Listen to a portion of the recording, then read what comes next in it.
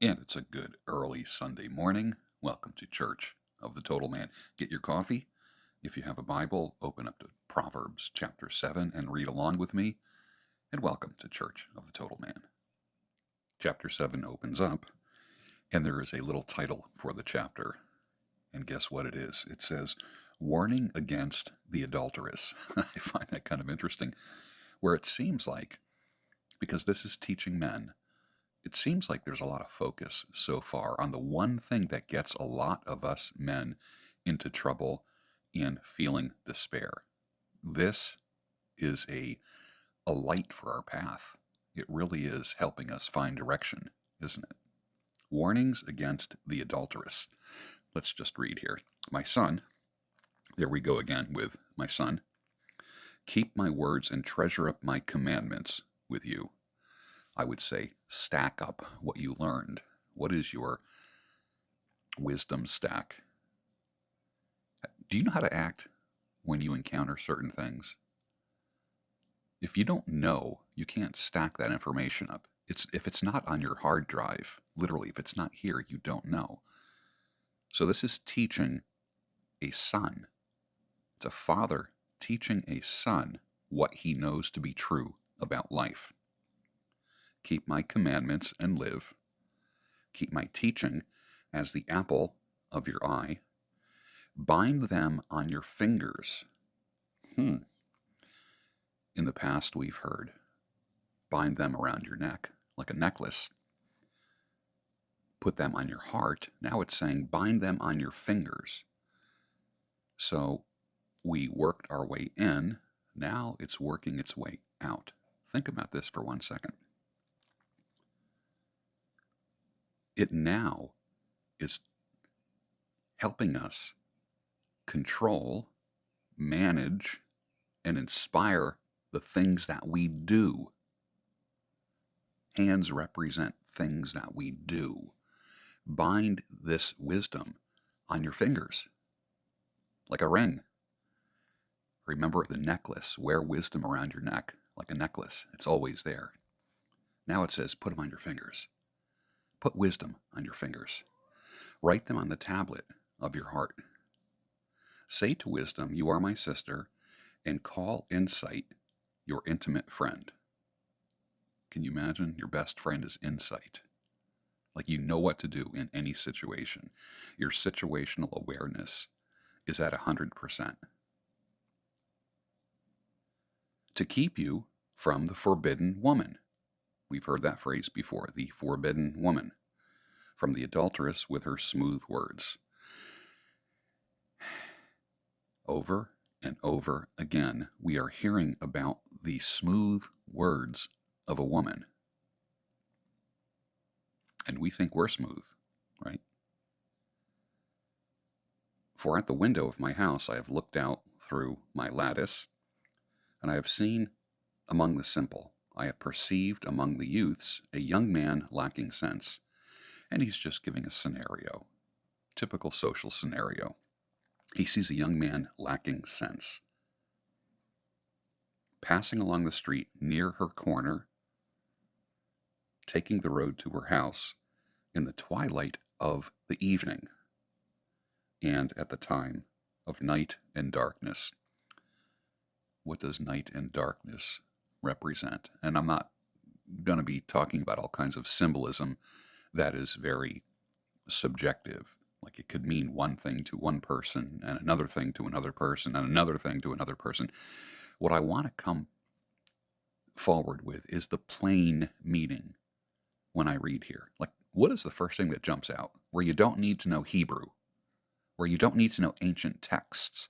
What do you read? What are you getting out of what you read immediately? What jumps out at you? This is not meant for people to have a PhD to be able to understand it. It's written in plain language. Taking the road to the forbidden woman's house in the evening, the time of night and darkness. Night and darkness, when you can't see, you can easily hide at night. I remember my mother many, many years ago, and my father said this. Why do you stay out so late? I knew why I was staying out so late. This is when I was a young man. I knew why I was staying out so late, and my dad knew why I was staying out so late. And I remember one time he said something like, "Nothing good happens after midnight." Like, what are you doing out there? And I get it. Of course, I get it when I had children, and I also get it when I traveled with other speakers and authors and scholars, and there were people in the audience learning from us. I knew that. And behold, a woman meets him dressed as a prostitute. A woman meets him dressed like a prostitute. One of the things we do at Church of the Total Man is we tell the truth here. We do not sugarcoat or candy coat anything. How are women dressing these days? How do they dress? When I look on social media, when you look on social media, what do you see women wearing? They're looking like prostitutes. So this is very relevant.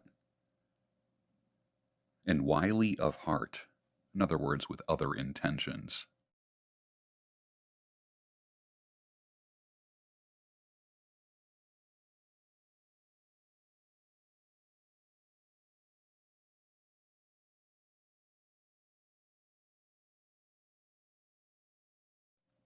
Women dress a certain way and adorn themselves in such a way that's intentional.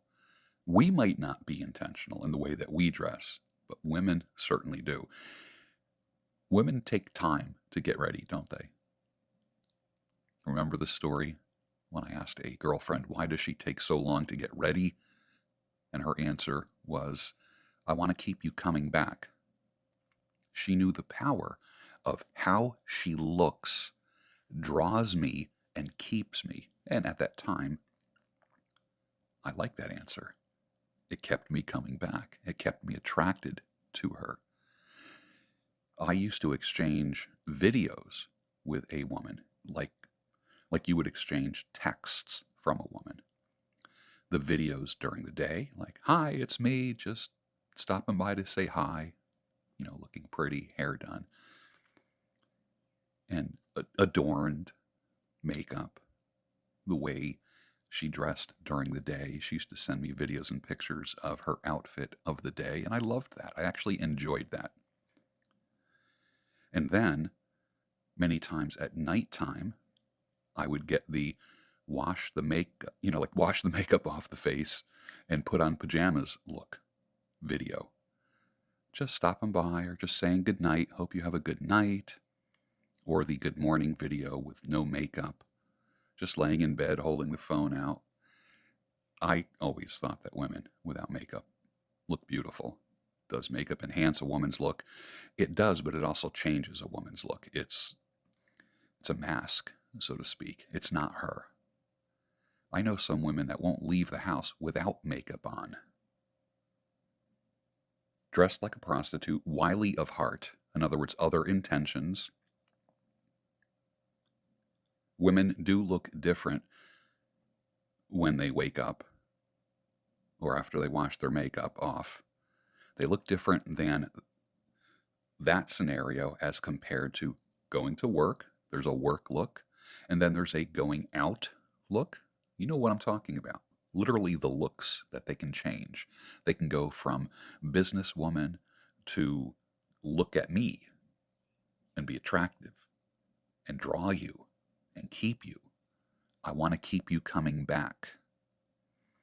The problem is with many ladies today is they want to keep a lot of men coming back. They're not appealing to one man. They're appealing to men in general. Sometimes we refer to them as thirst traps because men are drawn to youthful beauty. Women do not put on makeup to look older or look their age. They do it to look younger and enhance. Well, it's like I said, in the hair industry, every haircut is nothing but an optical illusion. It takes your eye off of one thing and puts it on something else. It's an illusion. Makeup is an illusion. Prostitutes do not walk out into the street, the forbidden woman who's drawing you in does not appeal to you looking plain-faced and looking like anyone else. She does not have the go-to-sleep look. She does not have the sleepyhead, I just woke up look. She has the, come on, I'm ready look. She is loud and wayward. That's not a new phenomenon, women being loud. Women being wayward is not a new phenomenon. This was written a long time ago.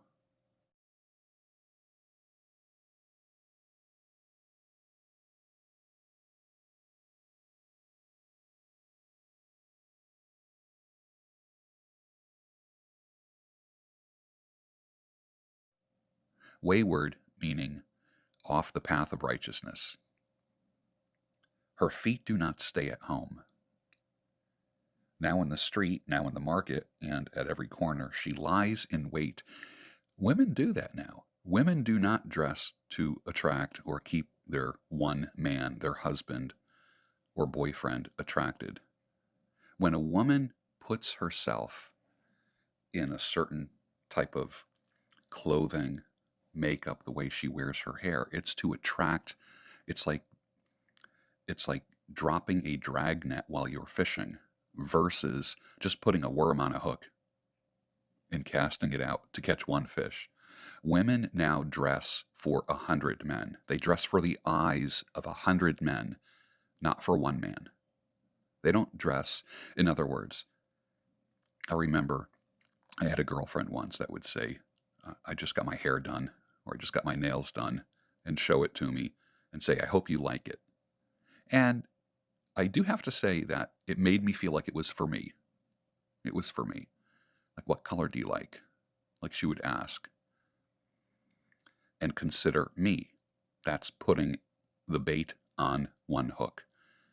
And then, after we split up, she started having a look that was for all men, not just for me. And she was wily. She was, where have you heard the word wily before?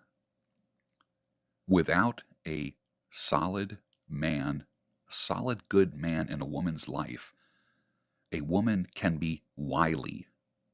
Where have you heard the word? In the cartoons, right? Wile E. Coyote. Remember that?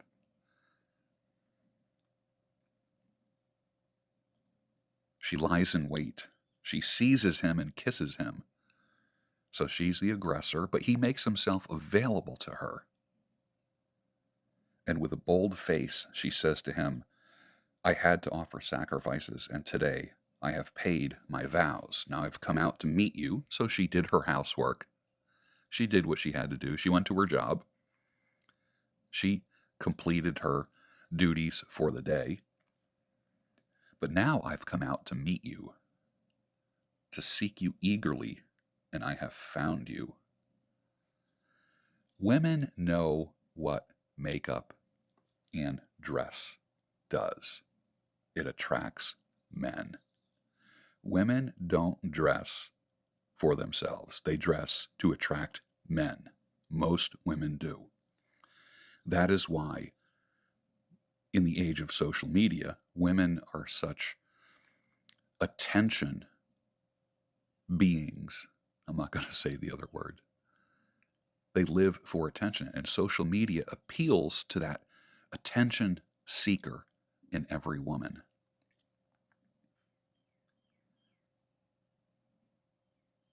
I have spread my couch with coverings, colored linens from Egyptian linen. I have perfumed my bed with myrrh, aloe, and cinnamon.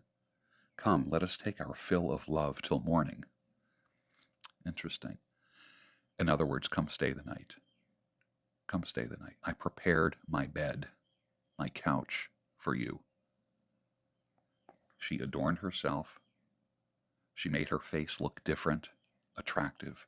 You know, a woman's work look is different than her go out on a date look. It's different than her wake up look. It's different than her go to sleep look. Every woman knows and is quite aware that her look will attract certain things. Her date look is not appropriate for when she goes to work. It's different. So she attracts the man. She grabs him. It says she seizes him and kisses him, like right away. Reminds me of modern women. Modern women are very aggressive. Very aggressive. They're not as modest as you think, gentlemen. I'm just telling you right now.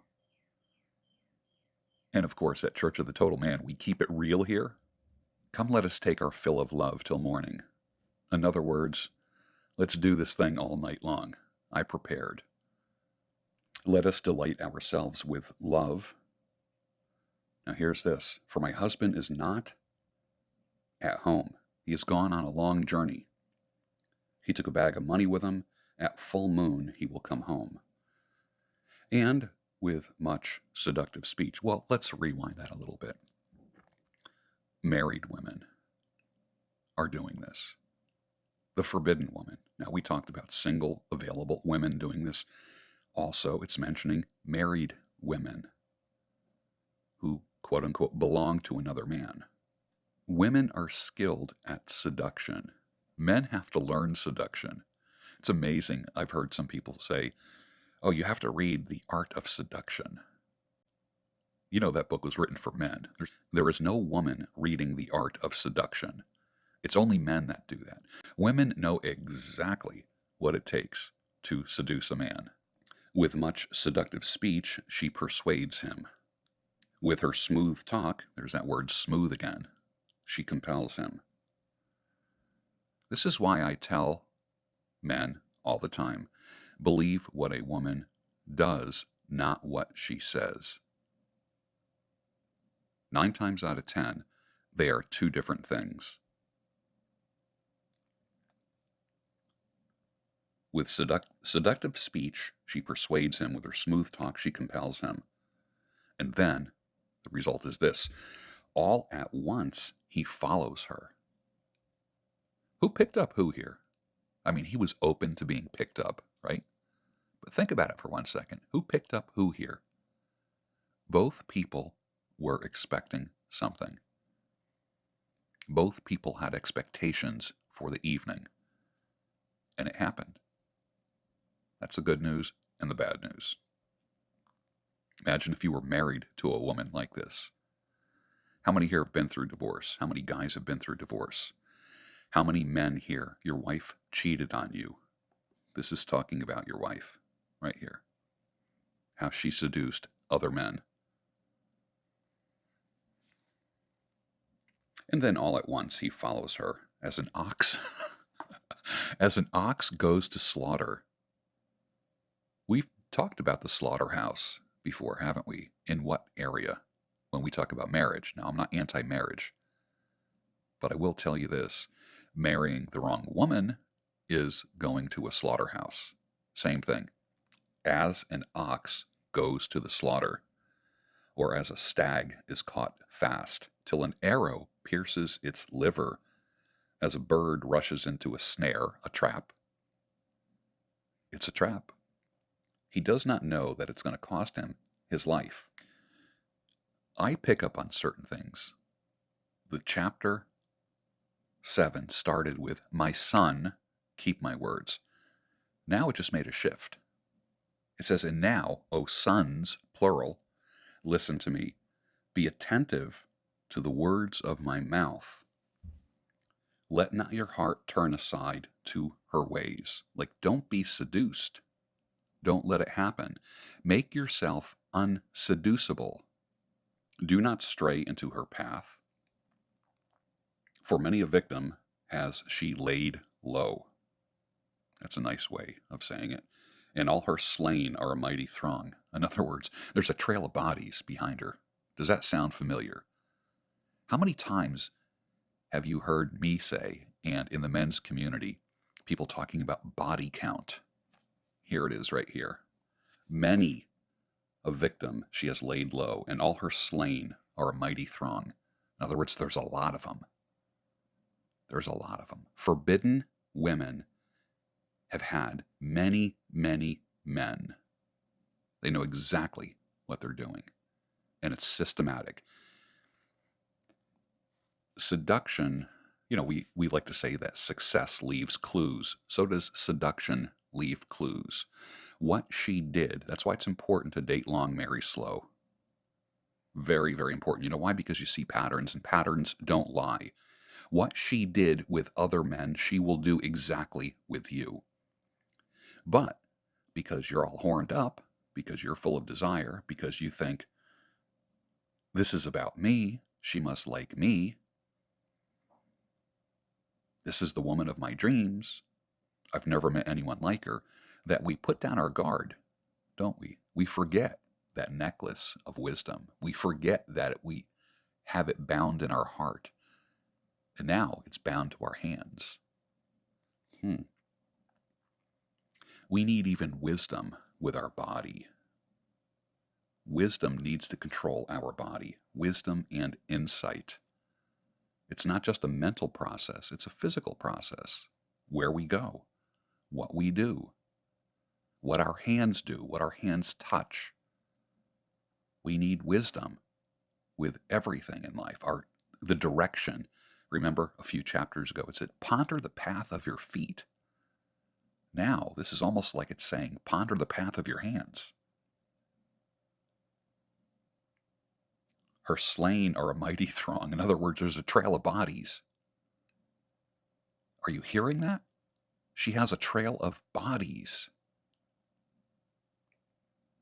Her house is the way to Sheol, hell, going down to the chambers of death.